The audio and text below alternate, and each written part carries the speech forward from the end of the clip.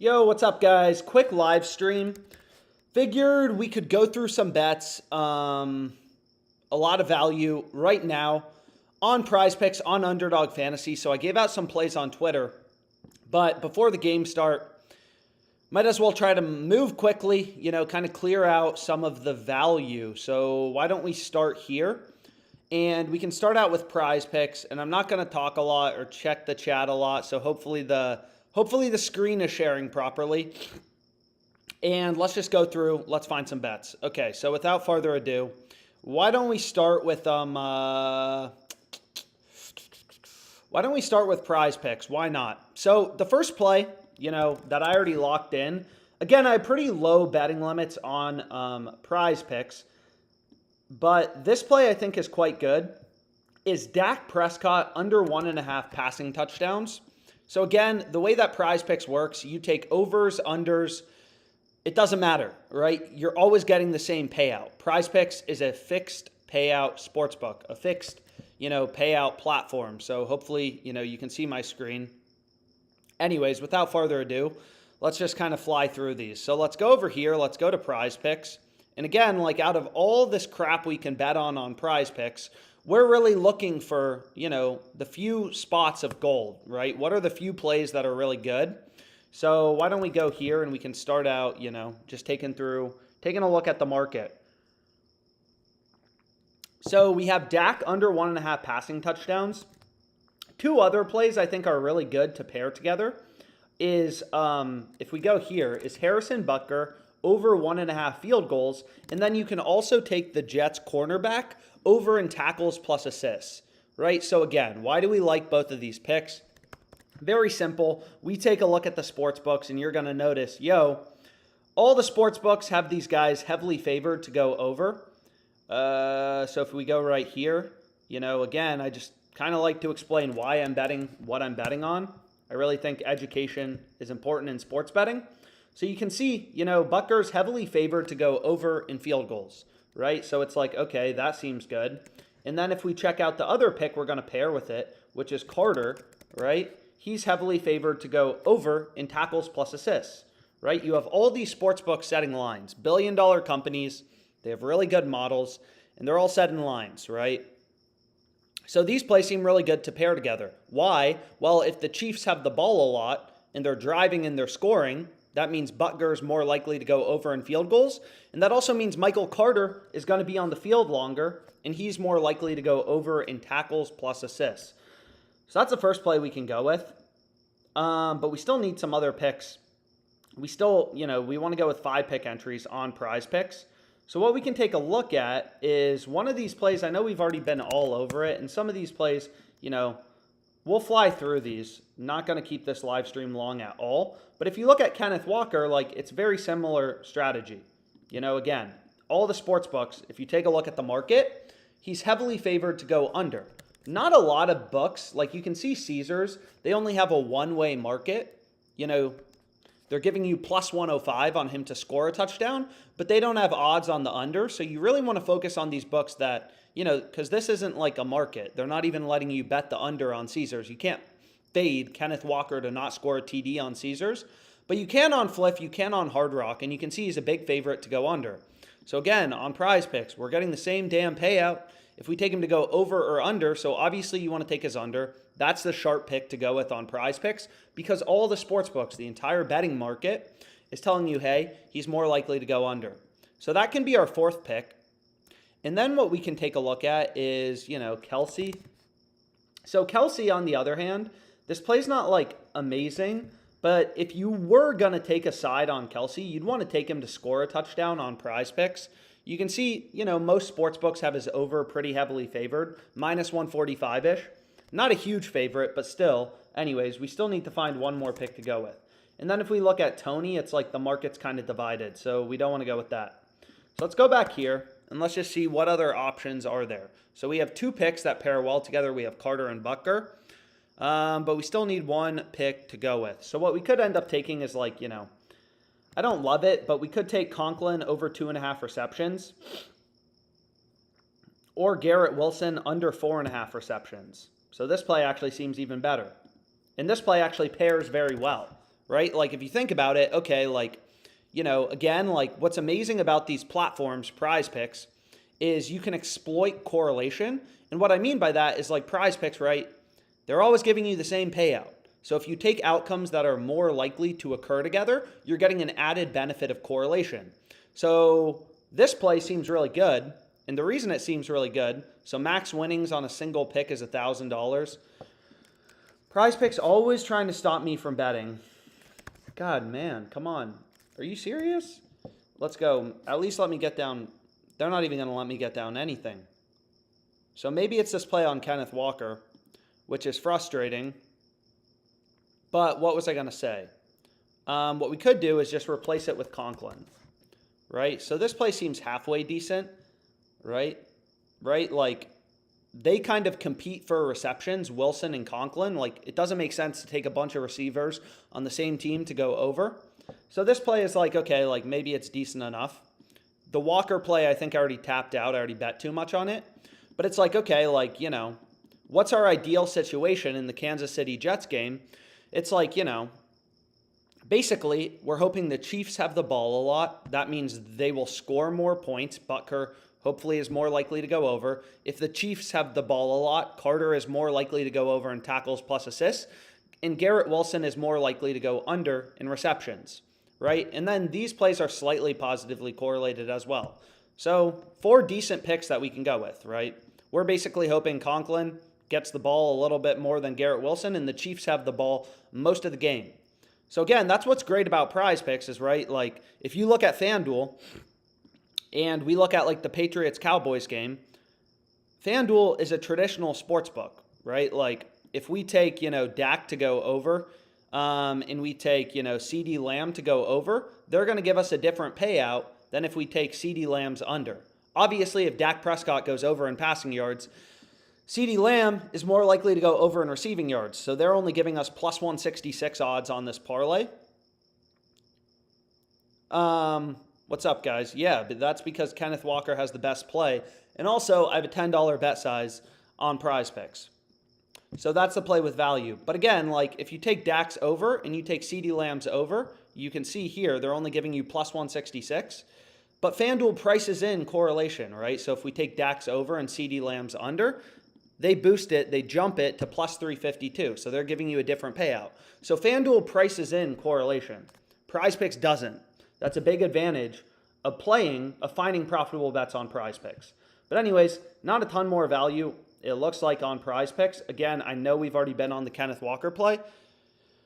But regardless, here's 4 picks we have, and the correlation seems pretty good. So we need Dak to go under right now, and then we got 5 picks for the late night game.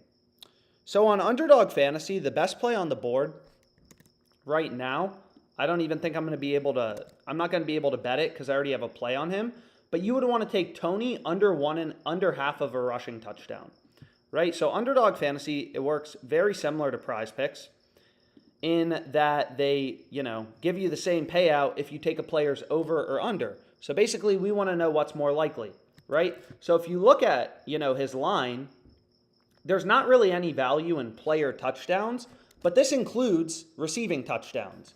If you look only at rushing touchdowns, and not as many books have lines on rushing touchdowns, but you're going to see on Fliff and Bet99, so there's only 2 sports books that post lines on rushing touchdowns, it looks like, but you can see he's heavily favored to go under. He's a minus 180 favorite, right? So he's a huge favorite to go under in rushing touchdowns. So that seems like a good play to go with on Underdog. We can see, do they have any more TD lines up?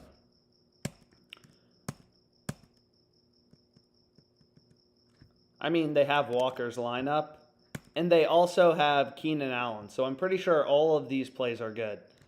So again, you don't have to tail everything I bet for these people who are like, oh, you already have some money on Walker. But again, most of these bet sizes, Underdog only has a max bet size of $100. So really the hard part is just getting down the volume. So what we could do is we can look at, you know, Keenan Allen. You can see this game already started. What? So let's refresh this. Yeah, so now it's gone. But you could take Walker under here, and then we can see what would be the final pick on Underdog Fantasy. It looked like there was one more half-decent one. Dak Prescott over 32 passing attempts. So this doesn't really pair well, though, with Tony rushing touchdowns. So if there's another pick you want to go with on Underdog Fantasy, you know. But right now, it doesn't look like. It looks like some of the games started, so there's just not enough plays out there right now. So we'll switch over to ParlayPlay. And again, I'm just kind of going to clear out the board. So one play that was incredible that we got down yesterday, and I have no idea how the rest of the picks are doing. Well, it doesn't even matter. But as we got McCaffrey over 17.5 rushing attempts. So Elijah Mitchell, I think he was ruled inactive. So you can see they've already bumped his line up to 20. So there was a lot of movement last night in Christian McCaffrey's line just on the Elijah Mitchell news. But what we can do is we can just go back here. Let's do Fliff, let's do ParlayPlay, and then let's call it a day. So what I can actually do is just pull up ParlayPlay, and we can take a look. So you can see McCaffrey's line still moving. After the Elijah Mitchell news, his line moved from 16.5 to like 21.5 rushing attempts. Now it looks like it's coming back down, and most books have him at like, 19.5, 20.5. So maybe the market overreacted to the Elijah Mitchell news. But anyways, so you can see Garrett Wilson play was already bumped on ParlayPlay, so we're not even going to be able to bet that. But what we can do is we can go here, and we can actually just filter for ParlayPlay. And we can see, okay, like, are there any bets we want to go with? ParlayPlay 6-pick insured entry. So this play already moved, but the first play we can go with is Sky Moore under 33.5 receiving yards. You can see here all the books have him heavily favored to go under. Brock Purdy over 1.5 passing touchdowns, right? It's the same fucking strategy on all these fixed payout platforms. Like, you just got to use your brain, right? Like, we just, it's nothing complicated here.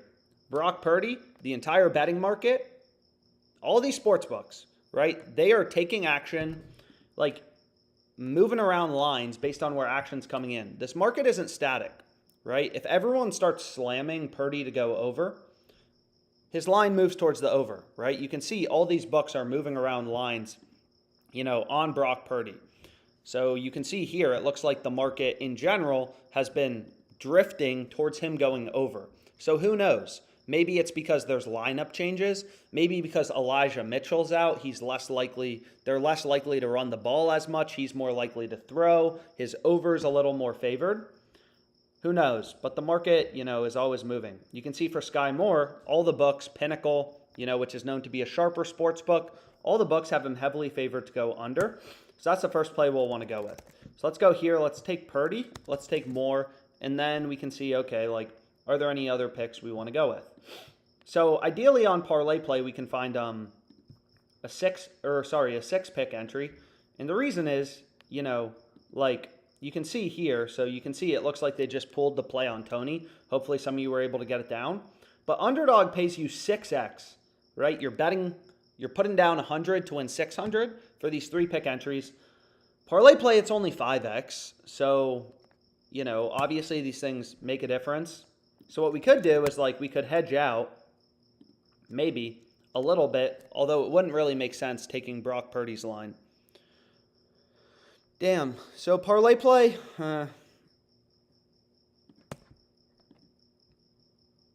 it looks like this game just started, so we already missed this anyways. Fuck.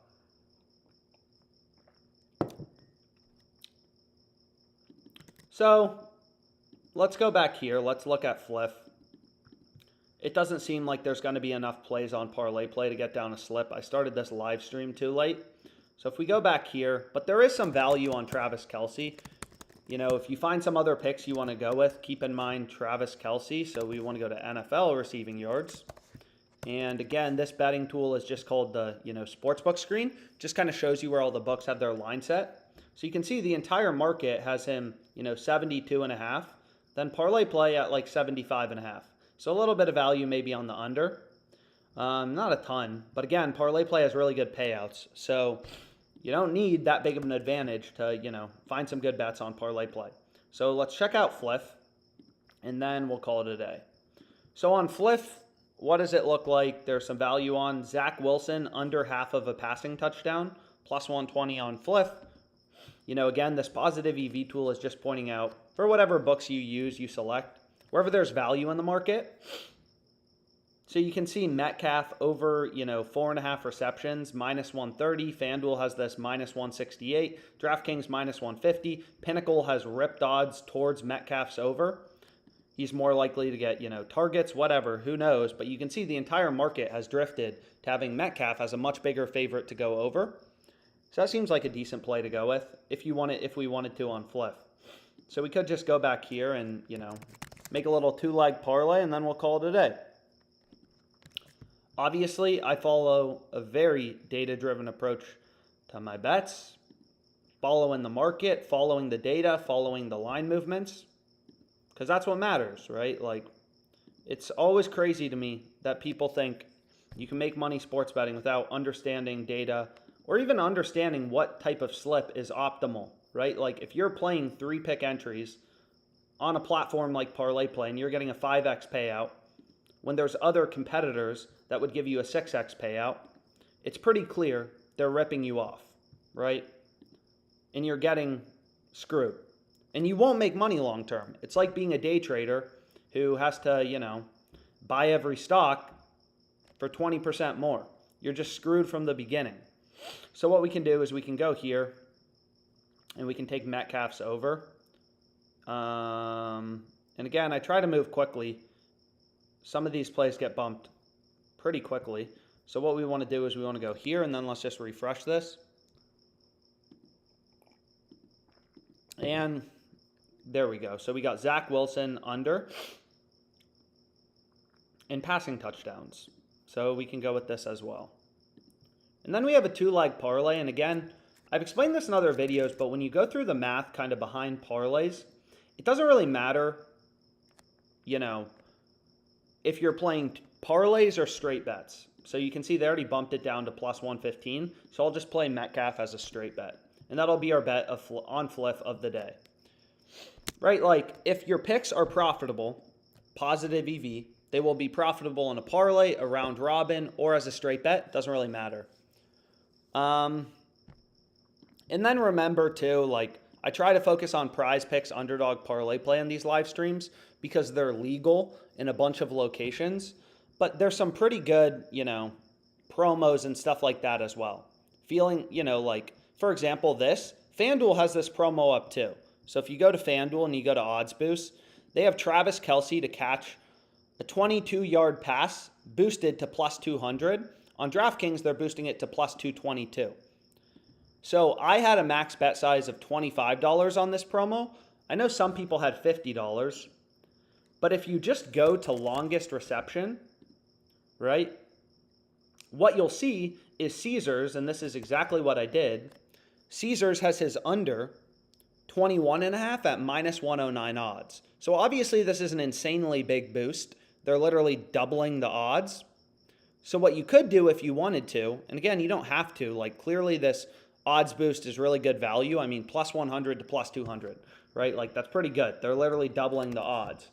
But if you wanted to, what you could do, if you have a $50 bet size, is you could hedge on Caesars $78, and you would make a risk-free profit, right? So we can just go through the math for anyone interested before we call it a day. And you could do this on DraftKings as well, right? So Caesars has Kelce, right?